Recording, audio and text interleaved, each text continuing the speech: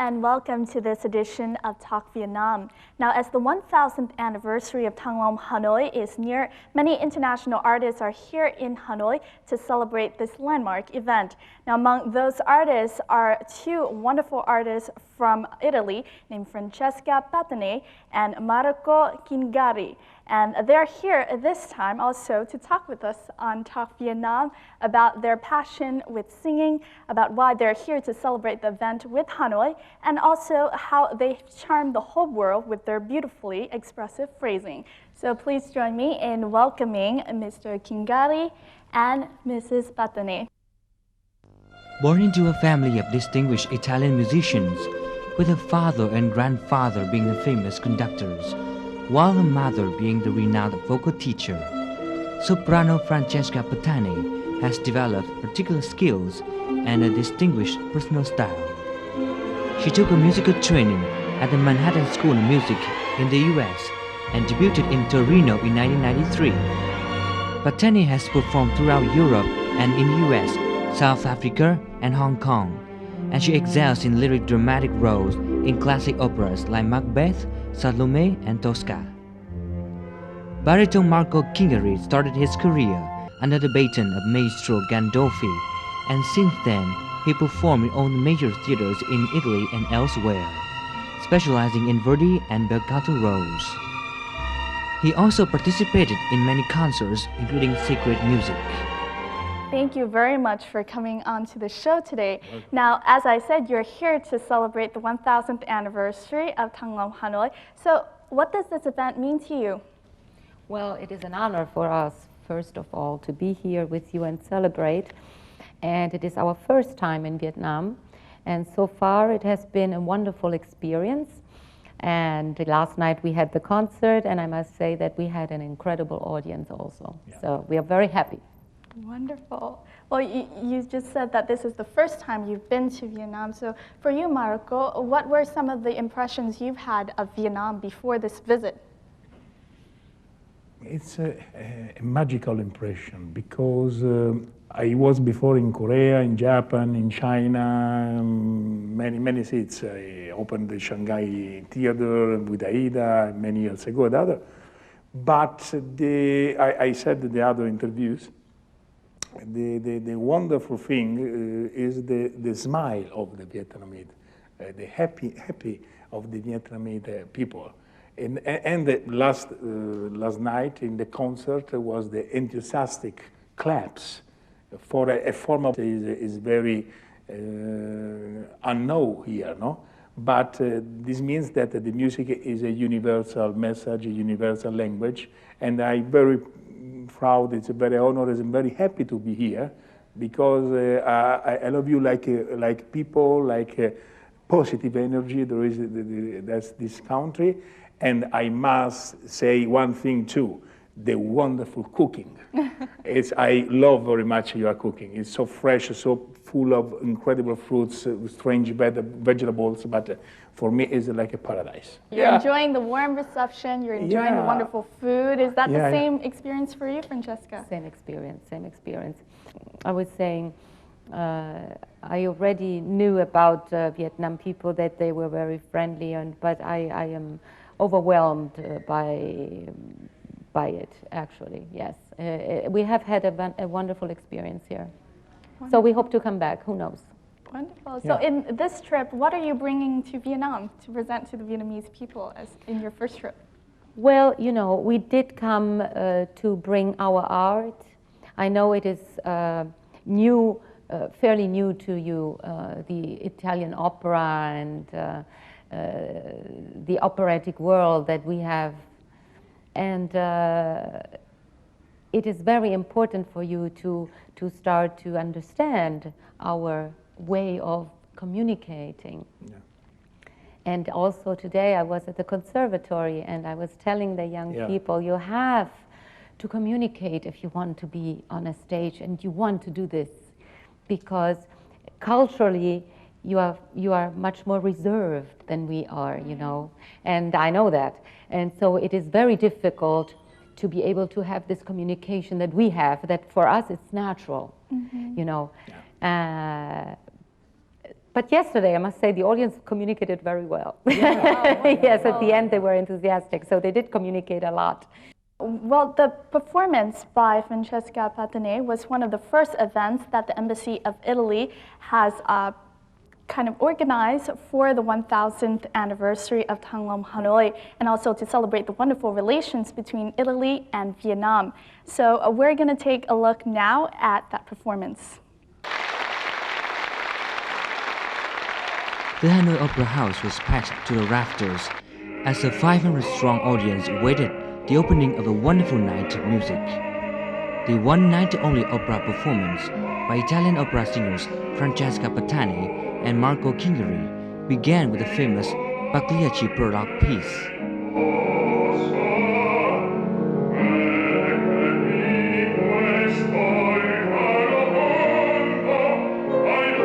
Although opera is not a popular genre in Vietnam, the performance received a great response from Hanoians, surprising the two audits. Towards the end, the audience feted the world-class effort.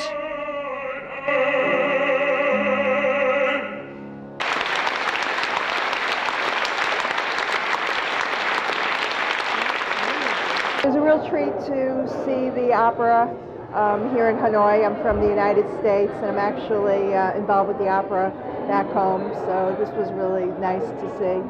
It was well done. It was really special to see the two young singers at the end. People's artist Quang Tho and artist merit Mai Tuyết are the two Vietnamese professional opera singers. The concert, with its distinctive techniques and performing styles, left a great impression on them.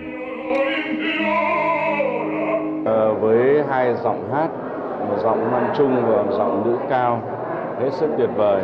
Họ đã mang đến cho khán giả thủ đô một chương trình đầy ắp nghệ thuật, những tiếng hát thật đẹp. Đúng là một giọng người Ý người ta gọi là bel canto, tức là những giọng hát đẹp. Không những với những bản aria nổi tiếng mà còn những ca khúc nghệ thuật, tức là những cái bản romance rất hay, rất mềm mại. Đêm biểu diễn hôm nay rất là tuyệt vời. Cũng đã rất là lâu rồi chúng tôi mới được thưởng thức một cái đêm opera rất là nhiều những cái aria và những cái giọng hát của các ca sĩ thì rất là hoàn hảo về kỹ thuật. Trong một buổi biểu diễn mà có nhiều những cái tác phẩm mà lại dài như thế, mà người ta đến từ cái phút đầu tiên đến phút cuối cùng họ vẫn giữ được những cái cảm xúc cũng như là cái kỹ thuật technique để mà truyền cảm đến cho người nghe những cái âm thanh phải nói là rất là tuyệt vời.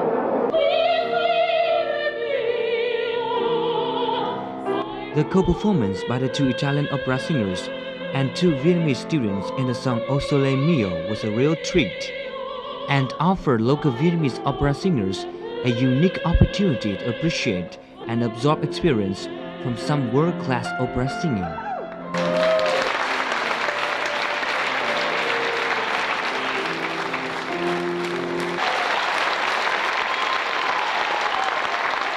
So we know about the quite impressive performance that you had yesterday. Now, how did you come to choose the pieces that were in yesterday's performance? Okay, we tried to have a mixed program in order to be able to reach everybody.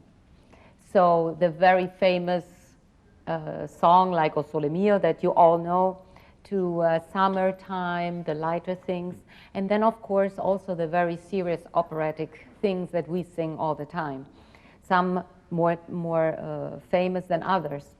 So it was very important for us to decide which program to use.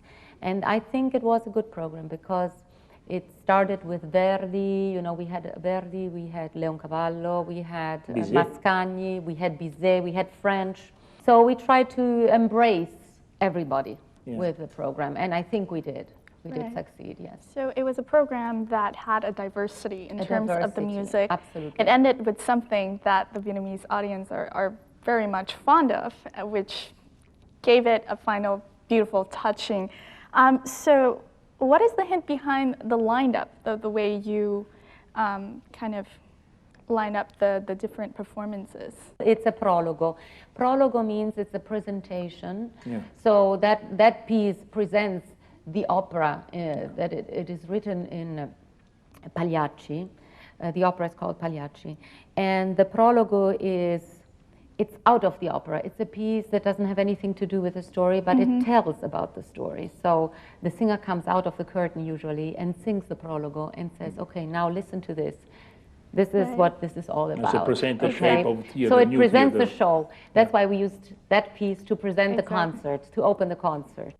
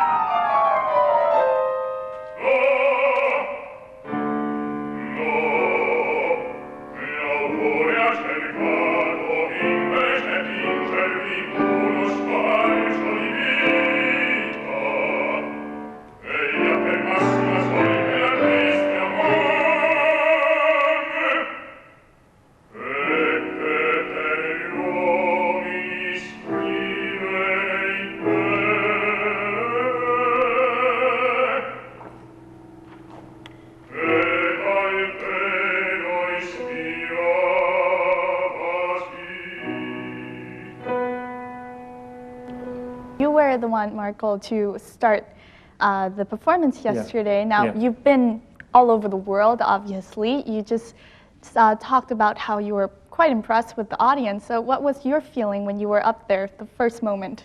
The first moment, my feeling was that for the acoustic, because in the afternoon, first afternoon, we made a little rehearsals, and the acoustic was completely different with respect to the public, and I must adjust a little bit my acoustic, but it was wonderful. I was in feeling very, very positive at the first moment, at the first instant, because I did feel the people were with me, and I was with the people. And it's very important, this. It's very important. It's a connection. Was particularly theater, very, very traditional, but at the same point it was modern, and it was like a private party with friends. It was an incredible atmosphere, yeah. Right. So the connection that Marco just mentioned between you and the audience gives you, you could say, motivation to kind of perform better. Absolutely. We can feel. The minute you step on the stage, you can feel what kind of audience you have on the other side. Wow. Yes. Wonderful. We have this, we learn, but you know, after a while that you do this, you know how to do it. We can feel it right away, and it was a very good feeling last night. And so that means that you give more, you know? Mm-hmm. So you can say that this tour has been one of the more particularly emotional for you. Yes, it has been wonderful, so. Francesca, you told me that you were born singing, so tell me a little bit about that. Yes, well, I was born into a very musical family because my father was a very famous conductor, and my grandfather too, and my great-great-grandfather also. But most importantly, my mother was a singer, and while she was pregnant of me, she was on stage singing. Oh. So I always say I started to sing before I was even born. As a little baby. As a little tiny baby. And of course, I went to the opera since I was 2 years old. And I loved it. I always loved it. I would go back home and start singing all the parts, you know. Wow. Yes. But my parents wanted me also to study languages, and they didn't want me to go into music, actually, at first, you know, because they knew how hard it is. It is very difficult. So my decision to study voice actually happened much later in life. It happened when I was about 17. I went to New York to the conservatory to study voice and music. But after 2.5 years, I came out with no voice left because the teacher was not good. Or I didn't understand the teacher. I don't know who was wrong. But anyway, it didn't work out. And I started to work in the fashion business. I was a model for 3 years.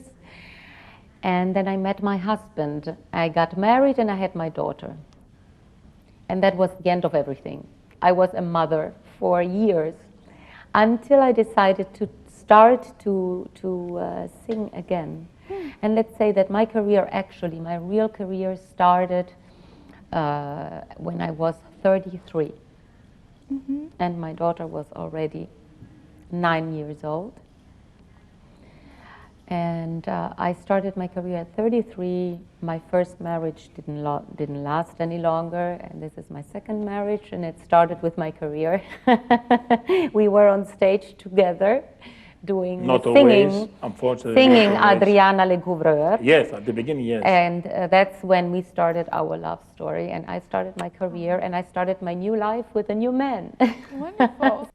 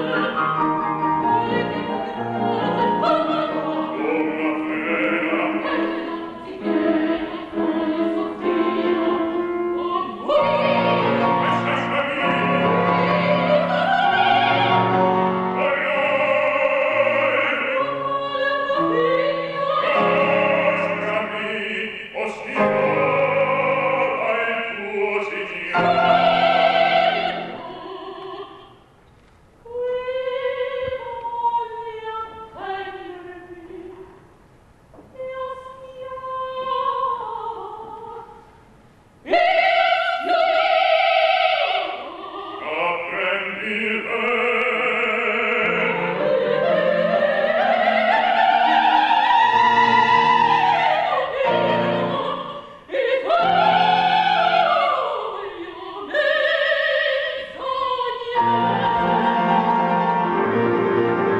you seem to be a great pair on stage together. You talked about when you first met. How many years has it been since that day?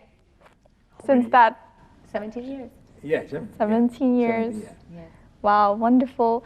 You met each other and you shared a passion and Yes. you went into that road. Yes. Now, is it when you were 33, was this in 1993? Yes. When you debuted, how has it been for you in the past years? It How has would you been, say? it went up the hill very easily. I started to sing right away, all the leading roles, all the difficult roles. And after not even 2 years, I made my debut in Turandot as the Princess Turandot. Mm-hmm. And that is the role that made me famous all over the world, Wow. because I've sung it all over. And many, many, many performances. And right after that, Macbeth, Lady Macbeth, that's another one of my roles that I'm famous for. All the bad ones, the bitchy ones, you know, I'm the evil one. And I like to do the evil one. And it has been very, very busy, yes. Mm-hmm. Very Which busy. would you say is one of your favorite pieces in all those 17 years, even way back? I must say one of my favorite roles is definitely Lady Macbeth. Lady Macbeth is a very intense, difficult, but very intense theatrical role. I love to act, so you have to act a lot in Lady Macbeth. Wow. It's great, fantastic. And the second one that I adore is La Fanciulla del West. It's The Girl from the Golden West by Puccini. And it's the only opera that is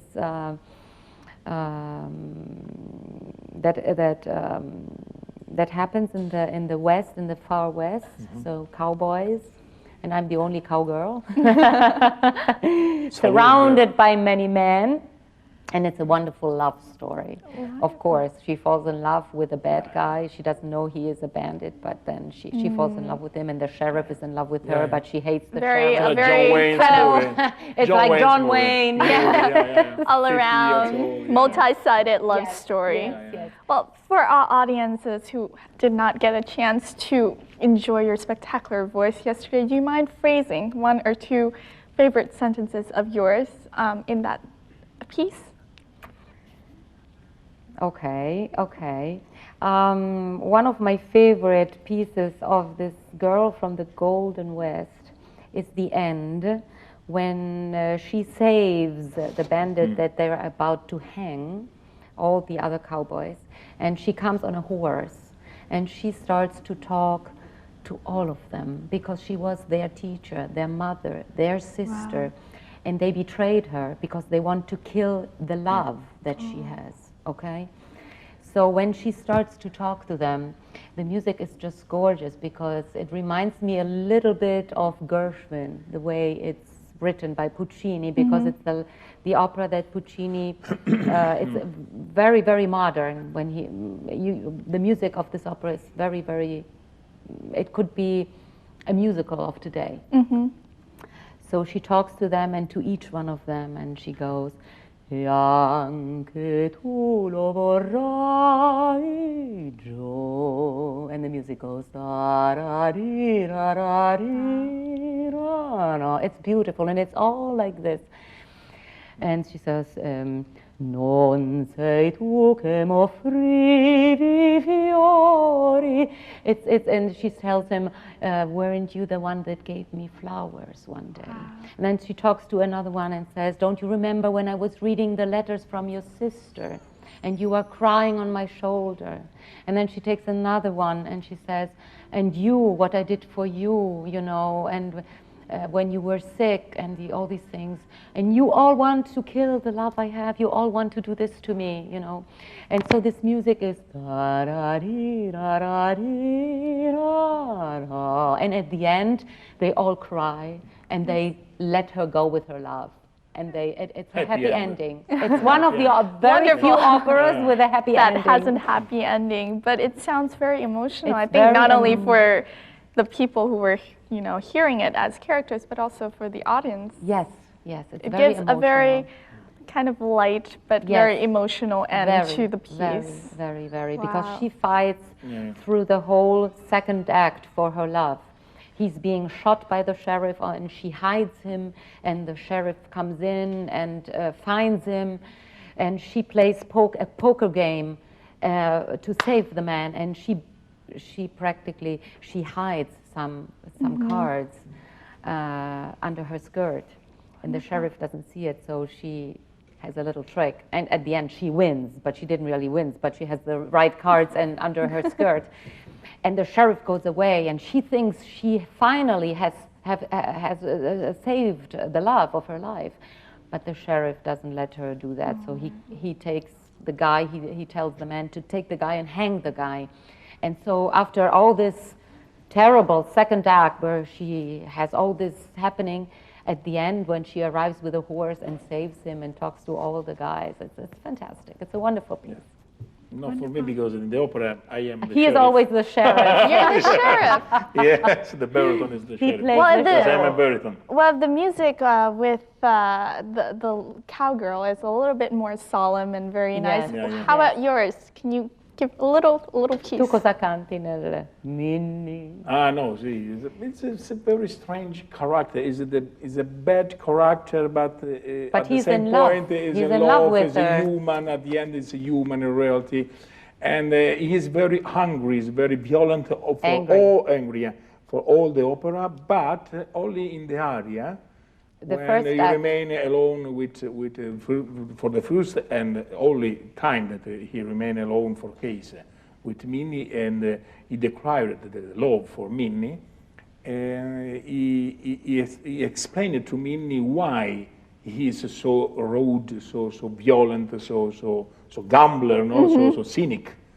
And it is the only point in which the sheriff has the cantabile, has a sweet melody, like Minnie, dalla mia casa son partito, che là dai monti sopra un altro mare, and so on. It's wonderful. It's very, very wonderful.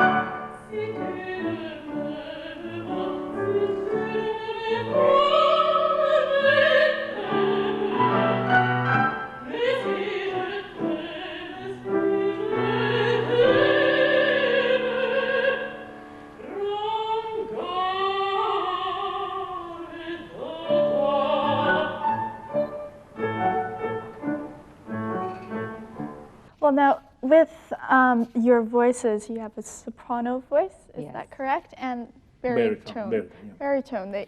Now, I've heard some people, and I don't know much about opera, but I've heard people that it is really hard to keep up the voice, trying to keep the voice at a good quality, and to be able to sing at those voices is a very difficult task.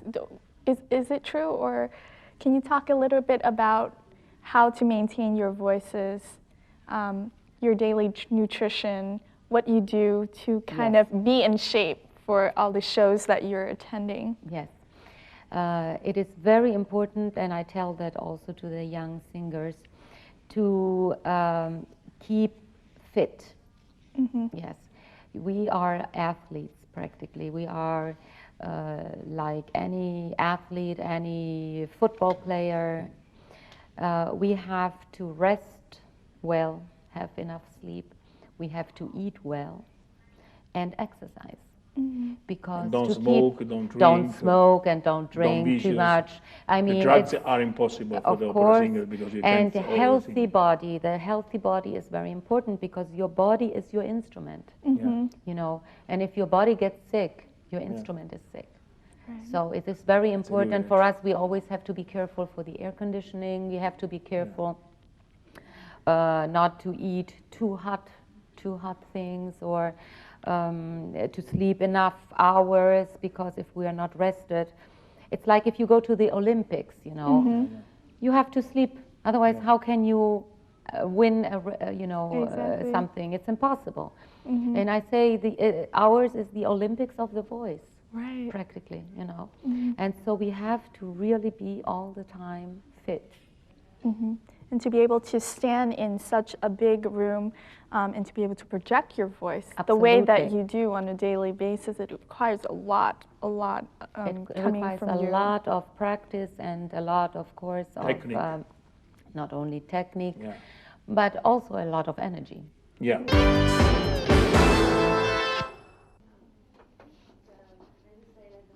On this trip to Vietnam, Francesca and Marco also wanted to pass the torch on by nurturing young Vietnamese talent. They made a visit to the National Academy of Music and gave a lecture to students at the Department of Vocal Arts.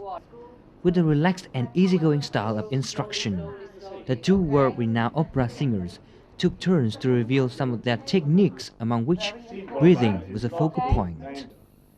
How to achieve bel canto, or beautiful singing, by turning chest voice to head voice was also included. However difficult and sophisticated the techniques may be, Francesca and Marco seem to provide the students with the easiest way to master them. So if he does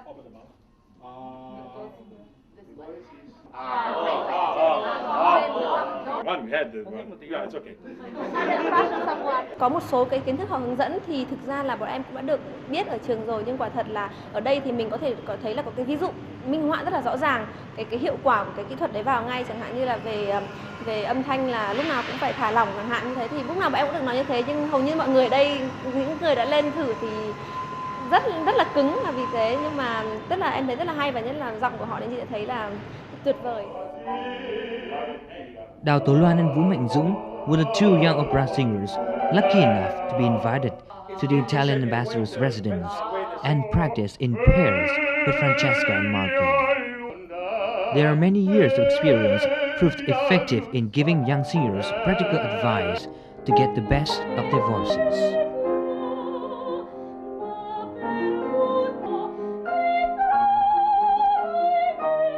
Đó là một cái rất là vinh dự và may mắn, thực sự là rất may mắn, bởi vì là cũng rất ít có người có những cái bạn cùng trang lứa với mình thì cũng không có cơ hội để được gặp các nghệ sĩ nổi tiếng như thế này. Cái âm thanh của tôi nó có thay đổi, tôi cảm giác như là nó dễ hơn và cảm giác là mình điều tiết nó tốt hơn, dễ dàng có thể thực hiện được những cái mình mong muốn trong một cái tác phẩm nào đó. The teachers in return are optimistic about their students. I want you to feel their beautiful voices. They're beautiful voices, and it is very difficult for you to sing in our language, I understand. So I'm trying. I'm very I play a little bit the psychiatrist here. I think I succeeded because I have a very good ear, and I try to, I can almost see what happens in the throat of other people when I hear the sound. And so I try to adjust it, you know, it's like taking an instrument and try to manipulate it until it gets to the right point, and then it's a satisfaction for me to see that it works, you know. I hope that it's possible to begin a master class or a beginning of school with Vietnamese students or singers, because you have a very, very interesting voices here, very smart people. Witnessing the joint lessons, one can't but feel the passion for opera.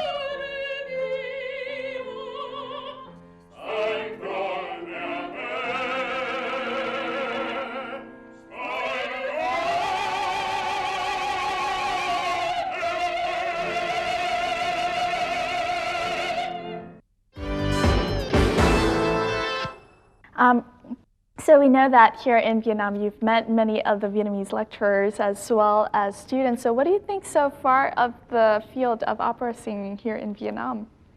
Well, as I said, you need to learn a lot more, absolutely. They need to be taught, they need to be guided because of the language problem, because of the fact that they don't have so much knowledge about it. So it is very important for them to learn from us, from our way of singing, because it is different, you know. The language itself helps a lot, the singing, the Italian language, more than German or French, I would say, yes. Now you mentioned that you are yourself a teacher. So off the stage in Italy, do you offer lessons to younger generations? I'm not a teacher that teaches every day to students, no. I do teach when I go around the world. They ask me to do master classes, and the young people come to me and ask me for lessons. So I do that because I like to do that, because I don't have time to follow a student, you know, constantly, because I have to sing myself and I don't have so much time. But one day, when I will not have so much time around the world singing and I will be staying home more time, I would like to open a school. Wow. Absolutely, that's one of my dreams in later life. We want to open the school in Switzerland for the connection, international connection, maybe in Vietnam and other countries too. And find new talents, young talents. Find new talents from all over the world, doesn't matter. But there is one thing that normally the other schools, with exception of course, to create a professionist. It's like a sort of a master of university, you know, when you arrive at a degree, a final degree, and after you must make it the master with incredible professionists that after 1 or 2 years you can begin the real profession. You've kind of talked to students at the conservatory. You've spent time with the audience yesterday for more than 1 hour, 2 hours. What do you think about the position of opera singing in the hearts of the Vietnamese people? I think that they want to learn. They're really craving for knowledge about opera, about technique, and it is in the tradition, of course. So, you know, I was very impressed by all these young people. They would have kept us all day long, you know, all days here, because they keep asking questions. Enthusiasm, and they're enthusiastic. But they need, you know, it needs time. There is no miracle that can happen. It takes time to understand this technique.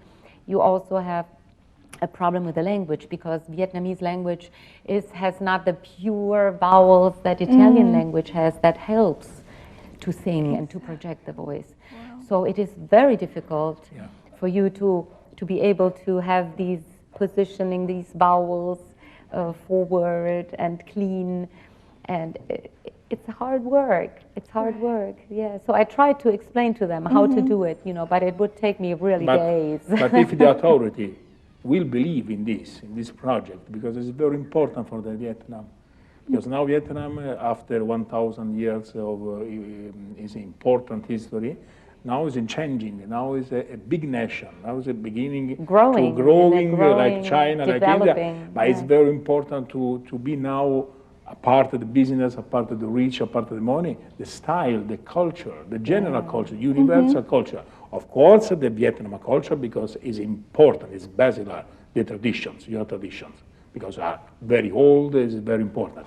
But at the same time, it's very important to take the other countries, like opera, like music, like arts, like monuments, like history of the other, the beautiful things. Well, Vietnam should have a chance to not only preserve its heritage and its culture, but also kind of take things that are great from other cultures and try to develop in their own way. And they're very lucky to have international artists such as yourself to come here and be able to talk to them and get them started on that road. So thank you. Yes. And now, before we end the show, we're going to show a little clip of you singing O Sole Mio with the students, but very well known to Vietnamese people.